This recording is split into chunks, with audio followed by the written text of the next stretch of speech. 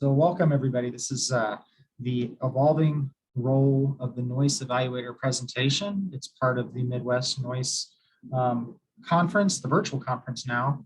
Today it's February 22nd, so we're the lucky twos today. So I know I just talked to my daughter, who's a 6th grader, and they're very excited about the twos in her middle school today. So isn't it great when kids are excited? I also have teenagers in high school and they had less enthusiasm. Well, I'm Matt Feldman. I'm with Goshen Education Consulting, and I've been an evaluator for many years, 20 years. I've been doing different forms of data analysis and consulting for 25 years. And since about, I guess, 1998.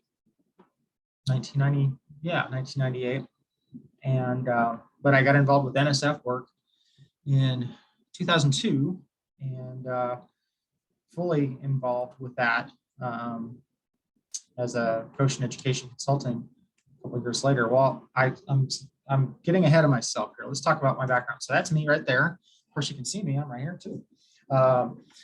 That's the little alleyway next to our offices there. We are Goshen Education Consulting, based in beautiful downtown Edwardsville at the corner of Vandalia, Maine. We are just about 2.5 miles from Southern Illinois University at Edwardsville. Alessia, I'm pretty sure you know Jess Krim. She was a PI on one of my Noyce grants back in the day. That's our staff. You can see Amber there standing behind the sign, wearing her Goshen Education shirt. I got involved with Noyce with SIUE. Actually, previous to just being a PI, I was PI with Tammy Vopel and some other folks at SIUE, and then they got a second one. They started with a math science, and then they went all math for their second grant. So that happened around 2012, 2013, I think. Recently, we are supporting a project at Augustana College in Rock Island and Otterbein University in Ohio. We are in the process of doing some final edits to proposals that have not yet been accepted at National University in Bellarmine for additional Noyce projects, which we think are on their way to being funded, but fingers crossed, you never know. Can't trust it until it actually happens. I'm going to say my conversation today is going to be based upon not only my Noyce involvement, but also our STEM. We have projects going on at Felician University, Bellarmine, as well as Otterbein and SIU Carbondale, which I know a lot of these folks were supposed to be presenting at the workshop at the conference a couple weeks back. We are also doing NSF work with the University of Chicago, Michigan State University, and another 2 projects at Southern Illinois University at Edwardsville. It's awful convenient to work with them. Outside of our NSF work, we also have work going on with a bunch of other folks. So we're a pretty busy shop. We just got off our weekly team meeting, and I just, sometimes I just kind of can't scratch my head and go, I can't believe we've got so many things going on. It's a lot of fun. Definitely love our Noyce, and that's the focus of our meeting today. Anyway, when we talk about the evaluator, I know a lot of you have your own ideas about the life cycle of a Noyce grant. I'm going to give you my perspective of the life cycle of a Noyce grant from the evaluator's perspective. And perhaps this is going to be very overlapping with your ideas, but just this is the way I say things. So oftentimes we start at that introduction phase. A project director, or oftentimes somebody from a grants office, or even a grant writer who's not formally affiliated with an institution, but just contracted, reaches out to us and says, hey, we need an evaluator. We heard you do this. And so we get involved, hopefully in the early stages of the program development. And from an evaluator's perspective, we want to be involved before you get your goals firmed up, because we'd like to be part of that conversation with the SMART goals, or whatever kind of objectives that you're having. Because at the end of the day, when we're all completed with this, when we get through this full life cycle, we want to be able to provide you something back that makes some sense, that's specific to your program that has value in the way that you can communicate what happened to whomever. So we always start from that reverse design perspective. Where do you want to be, and how do we get there? And how are we going to measure it and show that for you? So that's kind of that introduction and that program development phase. Then, if we're super lucky, we get to that project initiation phase. That's still I consider this still that part where the NSF program officer comes back to questions, and you go back and forth, and you start to do the quick IRB overnight kind of a deal. And then you get that exciting letter, hey, congratulations, you got the money. This is a busy time. We're oftentimes finalizing our instruments. I mean, in the program development piece, we put out there what we think we want to do, but then reality sets in, right? But we get to that project initiation phase, and we start to finalize it. We start talking about how we're going to recruit students, and we start to put it together. Then we get into that first year, and that's what I call the honeymoon period, because everything is glorious, everything's wonderful. We've got these new students, and we've got this new program, and we have this money, and everybody's happy. Hopefully, we're from the evaluator's perspective, we're setting a good foundation for what's going to happen, and that this is the part from our perspective as evaluators. We're saying it's not all roses, guys. It's not going to be easy going down the road. You need to make sure you're doing the things that you're doing. We're talking about fidelity a lot at that time.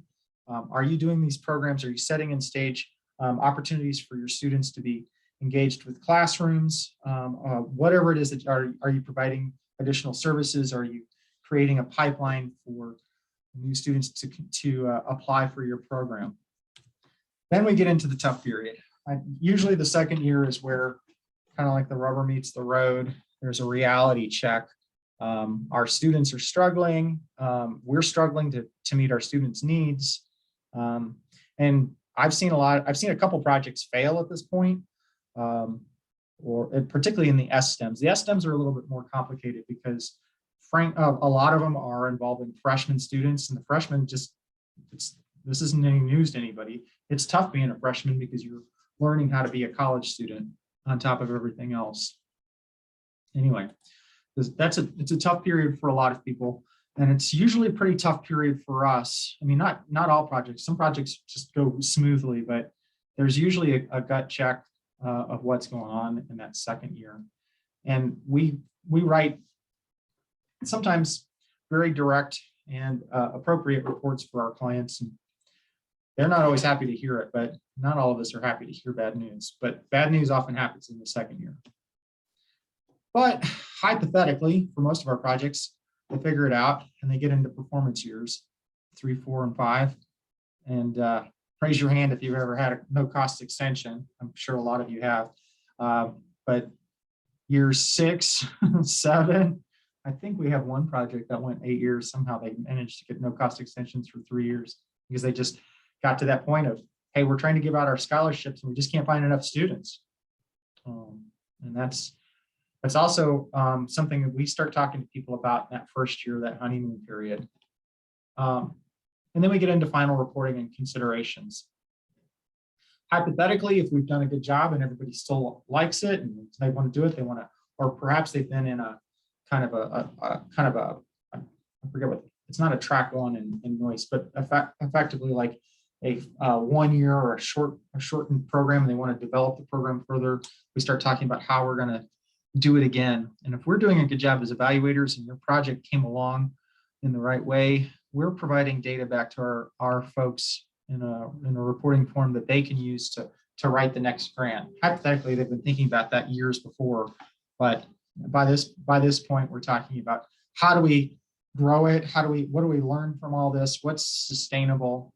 Or perhaps we exit stage left and we're at a point of finishing. So if you think about Tuckman's stages, we're talking about forming here, we're talking about storming here, norming, and performing, and then it would be perhaps reforming That's not a Tuckman thing. Apparently they're vacuuming out in the hallway out here. If it gets noisy, somebody let me know, okay? In my experiences as an evaluator, we usually start with this assurance function. An evaluator is there to basically say the project did what it was supposed to do. So we're assuring that they're the fidelity, they're doing the program the way that they said they would do it. We see that there's the experience is correct. We do annual surveys that the students are you know, we call that effectiveness piece. We see the outcomes are occurring. Students are being retained. Students are graduating. They're going into, for us, I'm sorry, I know the Noyce has got a lot of different phases. We've only been working with pre-service teachers, by the way. So I'm talking about this from a pre-service teacher function. But the teachers are getting licensure. They're going to work in a school that is a high needs school, and that. So that's the main reason we're brought in. Frequently, not all the time, but frequently we're brought on as a team player. We're invited to the meetings, and I've had a bit of a problem with being too much of a team player. I think that's something Amber and I have talked about, because once upon a time it was just me, and so I would show up, and that would be those would be my colleagues, and they were happy to have me. I'd probably show up to far too many meetings, and it wasn't a good use of my time. But I mean, hypothetically, I loved it because it was great. I was a part of the team.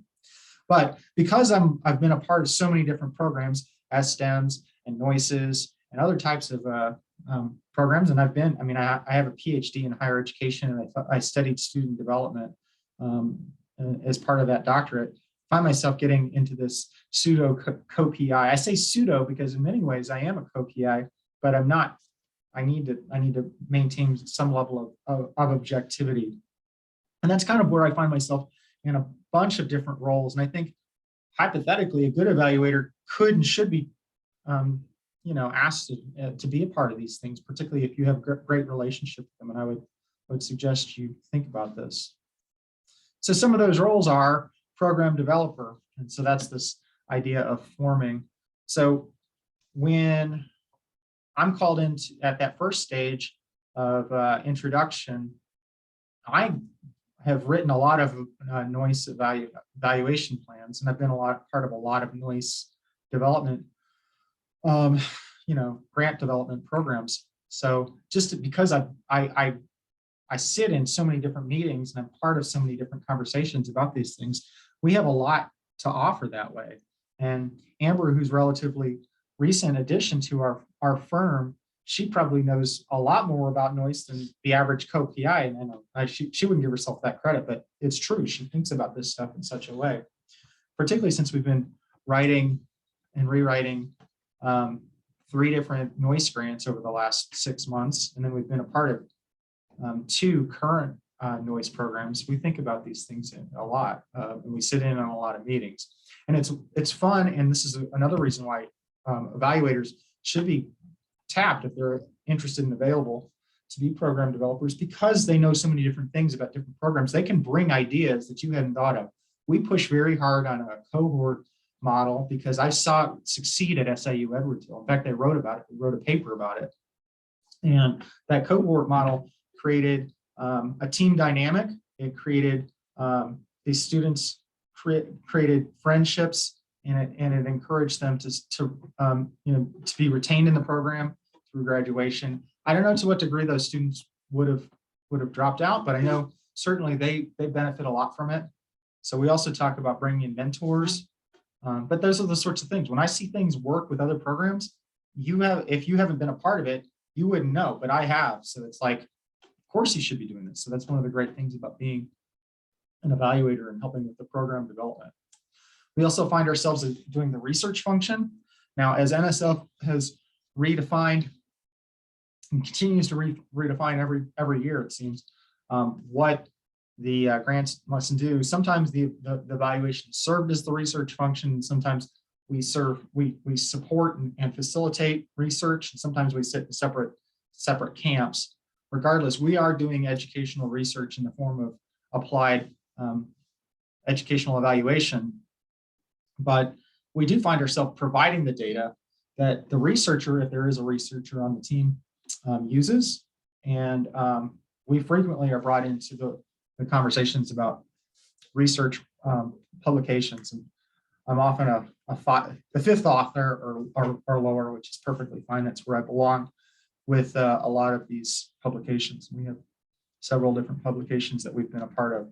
That's because they're using our data and we collected it, but they get to interpret it. But that's another thing we end up doing is we help do the interpretation, because in many ways, while it's always your data per the data management protocols, we collect it. And so definitely we're most intimate with those data.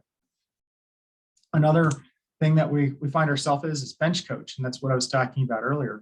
Now this is Leo Mazzoni. He's the guy on the left, and he would sit there and he would rock back and forth during a baseball game. Anytime I think of a bench coach, I think of he's the guy on the left with Bobby Cox. They're both long retired now, but back in the 90s and early 2000s, I mean, you could sit and watch the bench and just watch these guys. That was entertainment in and of itself. But the bench coach function is to be the person who can kind of provide direct counsel to the manager, the baseball manager. Another idea around this is the consigliere, if you're familiar with the Godfather movies. In both instances, these are individuals who can work directly with the PI or the co-PIs with a program and just provide direct information, and you can do it in a confidential way or be very direct in the way that, and honest in the way that I think they need us to be. And as evaluators who are members of the American Evaluation Association, we have an ethical responsibility to be direct and honest with you. And that's something that we as members of that organization treasure and believe is an important thing to do. Another function we find ourselves in, particularly if we're not involved with the original development, we might become data reconnoisseurs. That's a word I just made up last night. When I'm brought into projects after they've started, I have to go into what I call data recon mode, where I have to go figure out what happened and who collected what, where the data lie, or if they were ever collected at all, just to try and make some sense of it. We frequently find ourselves rewriting evaluation plans. If you find yourself in that role and you're working with an evaluator who needs to rewrite the evaluation plan, you should encourage that. I don't think you should fight it. And I think you'll find your program officer will be okay with it, because I've had to do this. And I said, this is what the evaluation plan is going to be. I don't know where that old evaluation plan came from.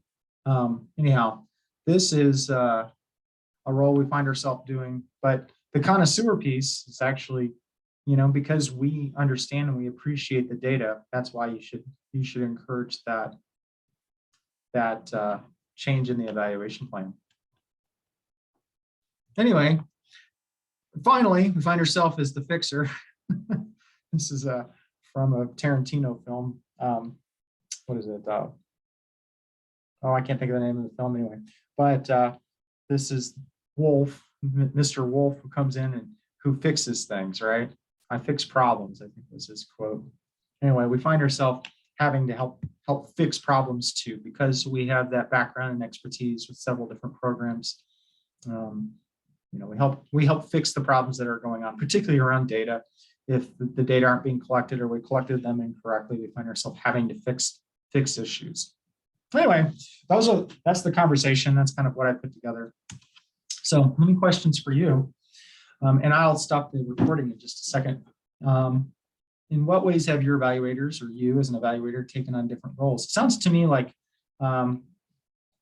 Kelly and Slum, you guys are both program directors, right? You are PIs, is that right? Yeah. Anyway, so I guess in what ways what would you add? What additional characters would you add to the list? And then what conflicts of interest do you think you need to avoid with an evaluator, particularly when you're talking about evolving roles? So those are some ideas for conversation. And with that, I will stop the recording. I've got too many buttons here. See if I can find it.